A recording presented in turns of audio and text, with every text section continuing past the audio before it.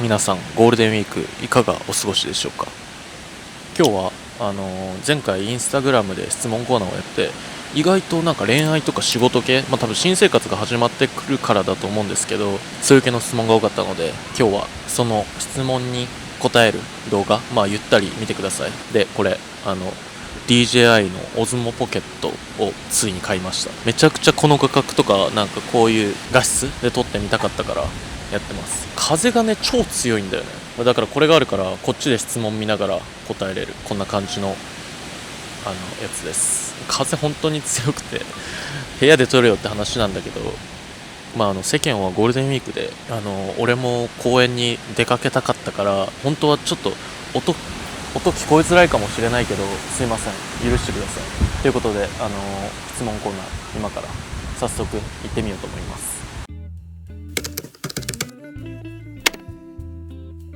あと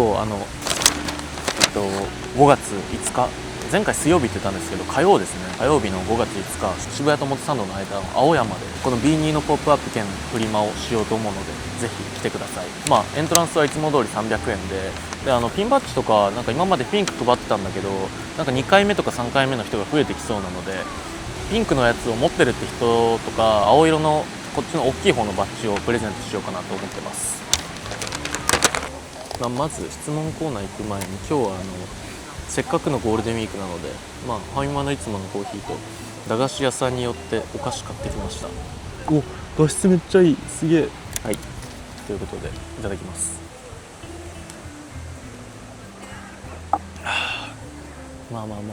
ゆっくり見てください。じゃあインスタでさらっと答えたやつもあるんですけど、ゆっくり1問ずつ答えていこうかなと思います。じゃあまずこれからいこうかな。はい、ファッションを好きになったきっかけはということなんですけど、ファッション好きになったきっかけはですね、何回か動画では話してるんですけど、2つ上の、お兄ちゃんがいまして、大体弟あるあるだと思うんですけど、お兄ちゃんとかが先にやっぱファッションとかなんかスポーツとか趣味とか、大体お兄ちゃんからスタートすることが多いと思うんで、それを見て興味持ち始めるっていうのがきっかけですね。今では多分僕の方がファッションはめちゃめちゃ好きになってるんですけど、スタートはそんな感じですね。中3ぐらいかな、お兄ちゃんが、高校に通い出して、その電車で通学し始めた時に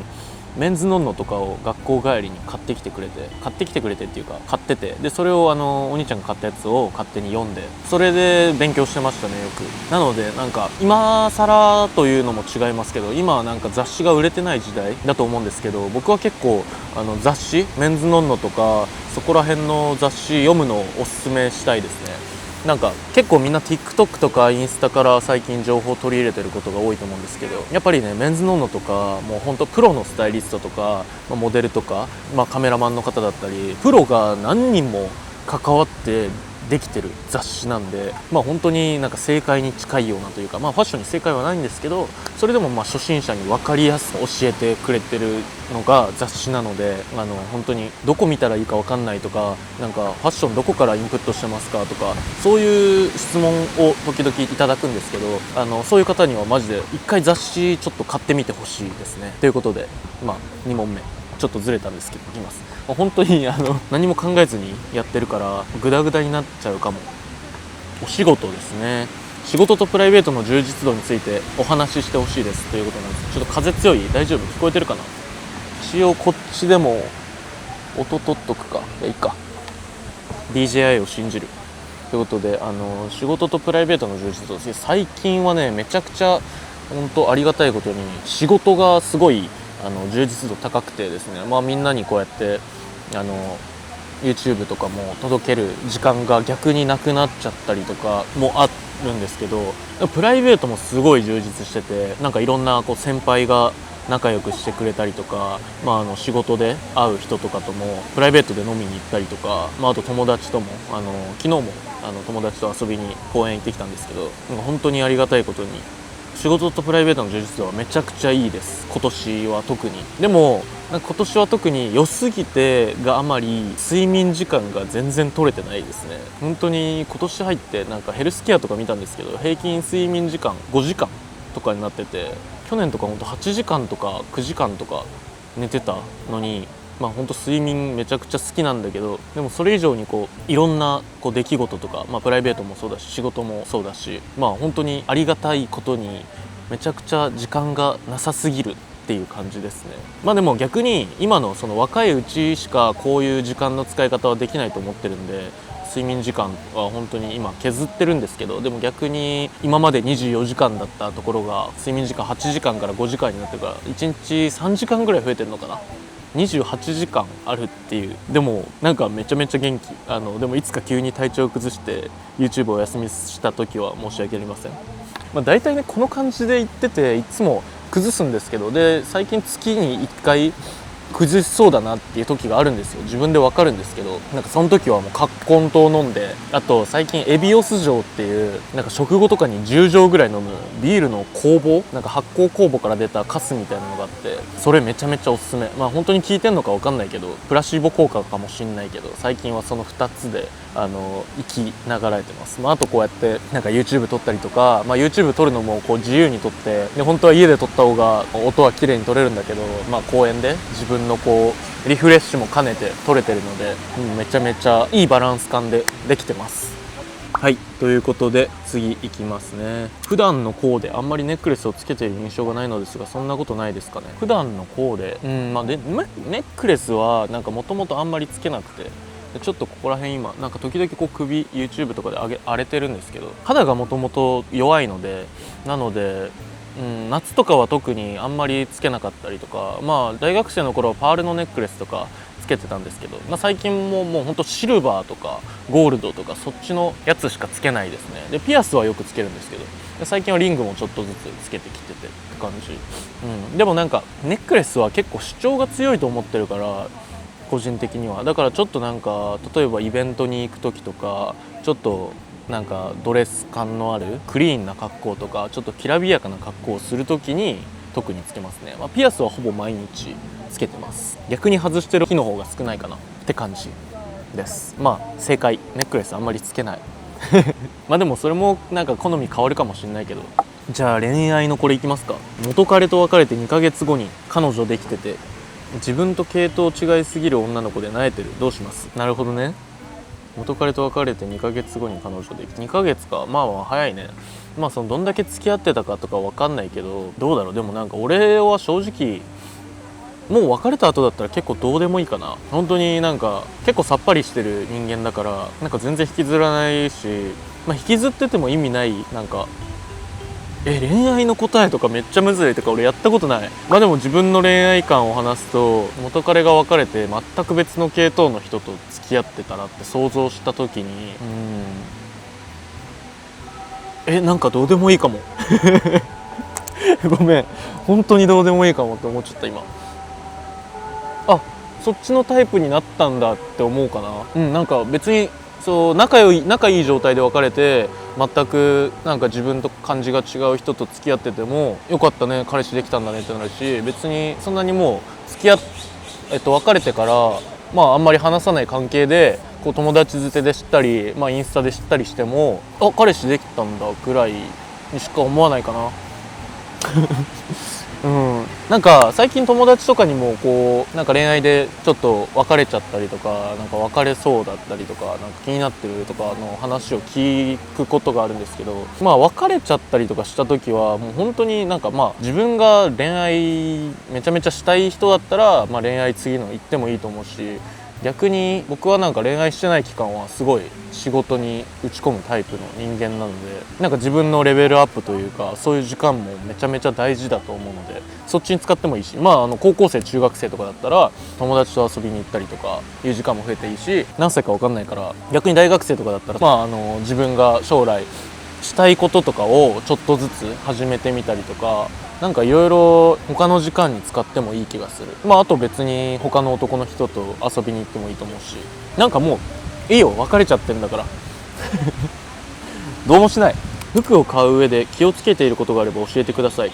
気をつけてることか、自分に似合うかだね。本当に絶対試着するし、例えば店内とかでもなんか歩いてみたりとか、鏡でこう後ろから見た時とかこう横から見た時とか、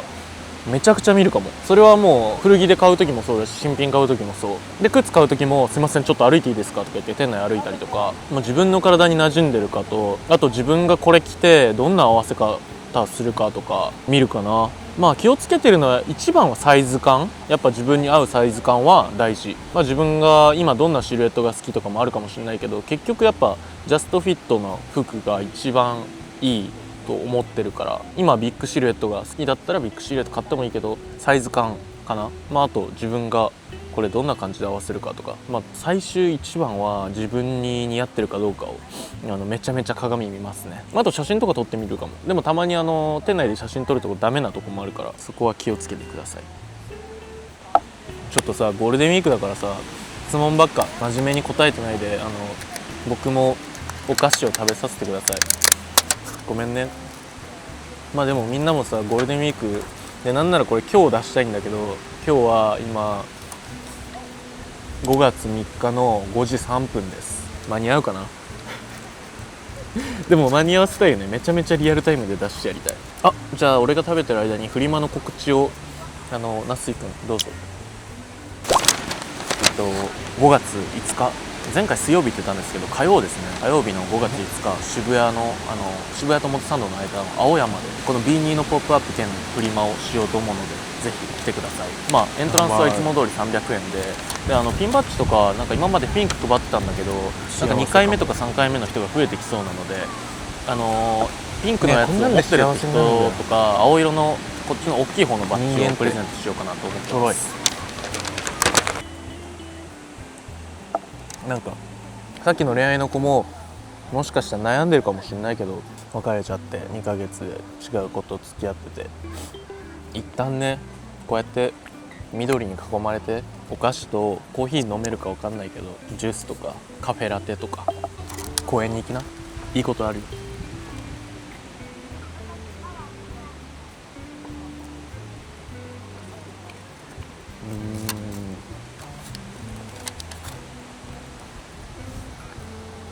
俺も最近仕事でめちゃめちゃ疲れた時は無理やり公園に行くようにしてる。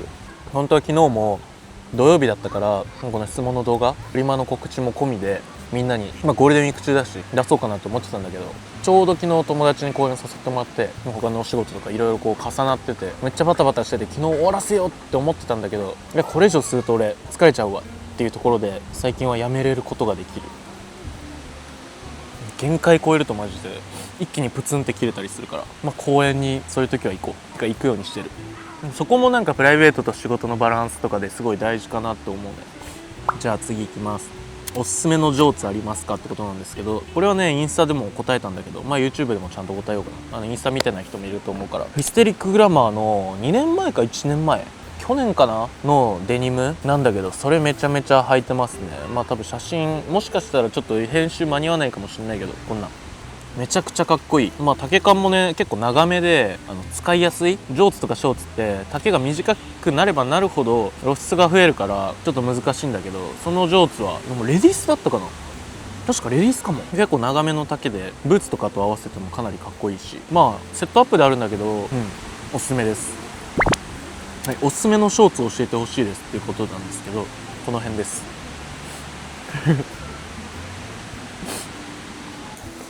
春夏のフリマいつしますか。これもあさってですよ。皆さん来てください。あさってです。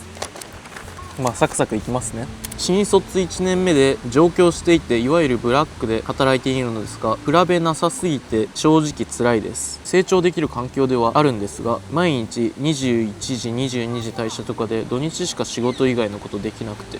なんかすっごいこの子送ってきてる。今後も働くべきか、土日しかやりがいが大きいけど、そうね、仕事が忙しすぎてやりがいすごいけどプライベートの充実度が低いっていうこと。でもね多分すっごい成長できてると思うよ今。なんか俺も去年というか今も成長段階だし、みんなも常に多分成長段階だと思うんだけど、去年が一番のターニングポイントだなって個人的には思ってて、去年はねずっと結構かなりこもってた一人で。だからこそなんか YouTube の週1のポッドキャスト始めたりとか、さっきも言ったけど仕事が忙しすぎる時にどう自分の機嫌を取ってあげるか、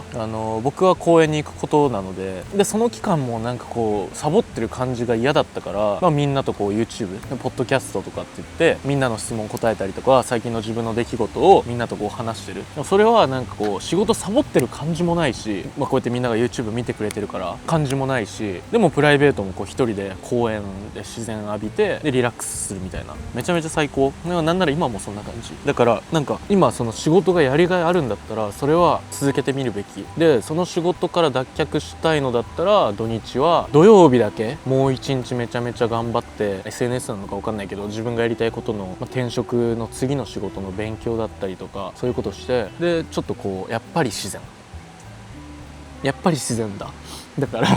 めちゃめちゃこう平日めちゃめちゃ仕事します。で土日めちゃめちゃ仕事します。で週に1時間2時間3時間土曜か日曜の朝からさこう昼まで仕事して3時から公園に行くとか、結構俺それで1時間2時間だけ去年はポッドキャスト撮ってリフレッシュしてでまた家帰って作業とか現場行って仕事とかカフェ行って作業とかすごいしてたかなって感じですなので公園に行きましょう。じゃあ次行きます。 B2 のかぶり方。仙台にも来てください。仙台も行きたいよ。牛タン食べさせろよマジで。フリマで仙台とかちょっと難しい気もするんだよね。フリマで仙台行ってる人とか見たことないよ。いやわかんない、いるかもしれないけどポップアップとかだから僕がブランドをもっと大きく自分で頑張って仙台でポップアップします。ちょっとフリマだけだとね結構厳しいかも。 B2 のかぶり方はこれのことかな。でも普通の B2 としてもこんな感じでかぶったりとか、上げてここで止めてかぶったりとか、このかぶり方をよくしててこのスナップボタンの機能を思いついたんだけどとか、こうちょっと後ろだけ折り上げてこういう感じちょっと深めにかぶるんだけど前は下ろしてるけど横はこんな感じとか、結構ね自由なんだよね。例えばさこうなんか横を倒してこう向き変えたりとかもなんかいろいろできるし、あとこうやってさ深めにかぶる折って深めにかぶったりとかちょっと上げてかぶったりとかもできるし、なんかマジで無限。最近はねちょっとこういうかぶり方が好きだからこの感じでかぶってるって感じですじゃあ次、彼女にタンプレあげるんですけど女目線で2万くらいの予算やったら何もらったら嬉しいですか。女目線で考えろってこと女の子目線で考える。2万円で彼氏から何もらったら嬉しいだろう。2万円で一旦答えるけど俺の持論言っていい？彼氏から考えてくれたプレゼントなんて正直何でも嬉しい。なんか本当に何でも嬉しいよ。自分のためにプレゼントを考えてくれたっていうだけで何もらっても嬉しいし、その中で答えろっていうことなんだろうけど、なんだろうな。でも香水とかいいんじゃない？2万円の香水とかリングとかも嬉しいかも。でも結局やっぱ俺小物かも。なんか服とかはなんだろうな、彼女の好みとかもあるかもしれないし、なんか自分のこう好きな感じの押し付けみたいになっちゃうのも嫌だから、例えばバッグとかリングとかピアスとか、ピアス穴開いてるんだったらピアスとか、あと香水とか小物がいいかな。小物が嬉しいんじゃないかな。どうでしょうか。でも結論ね、何でも嬉しいよ本当に。はい、次、ランニングで意識してることはありますか。ランニングで意識していることはさっきも言ったんだけど、仕事の面でも自分が嫌になる前にやめるっていう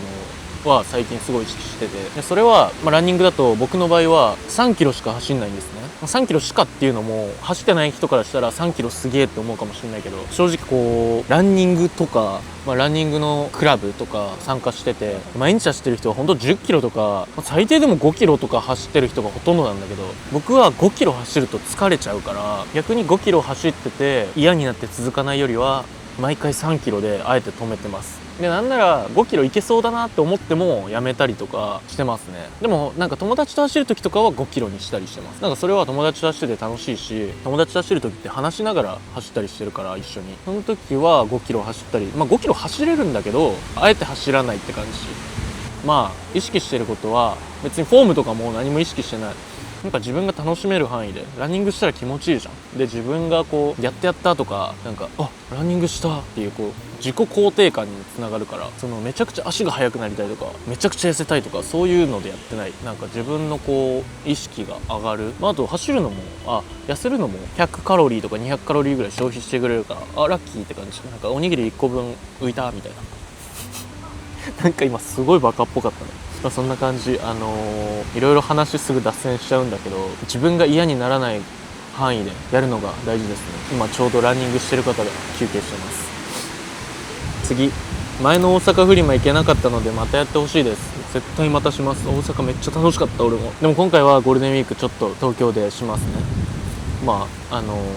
大阪でもいつかします。また。はい。次はじゃあなんかトレーニング系でファッションモデルを目指してるんですが、どのくらい筋トレをした方がいいですか？これもねちょっとインスタで真面目に答えたんだけど、なんか上半身の筋トレ、インスタでは伝わりきらないと思うから言うんだけど、結論何でもよくて、なんかこの質問をしてるってことはまだモデルについてあんまりこう分かってない状態だと思うから、分かってくる前になんだろうな、自分でできる努力何でもよくて、例えばフェイスケアとかしたりとか、自分の写真の撮り方とかを鍛えたりとか、ランニング、それこそランニングしたりとか、なんか何のトレーニングした方がいいってはなくて、自分のことを好きになれる努力をするのがすごい大事だと思います。なので自分がかっこいい服を着れるようになるとか、おしゃれになるとか、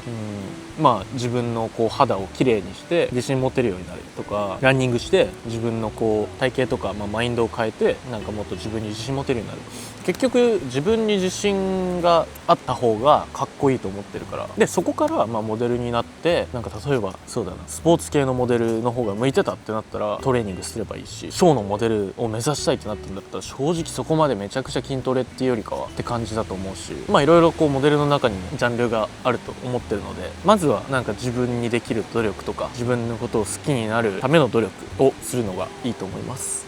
って感じかな。なんかちょっと他にもいろいろあるんですけど、これだけ最後答えておきますね。ずっとチェックしてます。この前ナンスイ君を見かけたんですけど、声かけても大丈夫ですかってことなんですけど、声はかけてください。なんかもう一個これ答えるか迷ったんだけど、答えようかな。どうしようかな。お尻から歯が生えてき、もしかしたらカットするかもしれないけど、お尻から歯が生えてきたら歯医者と肛門科どちらに行きますか？それはお尻から生えてんだから肛門科だろ。歯医者の人はお尻見れないから。歯からお尻が生えてきたら歯医者だと思うよ。大丈夫かな。どうしよう。入れとこうかな最後ってことであさってですね、今から僕はちょっとこのもう一個の団子を食べて編集しますということで、あさって5月3日来てください。今回は正直めちゃくちゃ言おうと思ってたことが500円ボックスとか1000円ボックス作ろうかなと思ってて、なんか夏服だから結構いっぱい持ってこうと思ってるから、過去一持っていきます。なのでめちゃくちゃこうみんなが買いやすい金額帯のものもボックスみたいな感じで出そうかなと思ってるんで、ぜひお待ちしております。ということで皆さんこれ今日出せたらあさってで、もしかしたら明日出したら明日なんですけど、5月5日の火曜日1時から19時の間ですね、春青山でお待ちしております。渋谷と表参道から徒歩10分5分ぐらいかな、ちょっと正確に覚えてないけど10分ぐらいかな、歩いて行ける距離なので遊びに来てください。で場所もね結構静かな場所なので、みんな前回この前リラックスして楽しんでくれてたので僕も楽しもうと思います。ということでまたフリマ来れない方は次の動画でお会いしましょう。ナスイでした。どうだったかな、質問いけてる？バイバイ。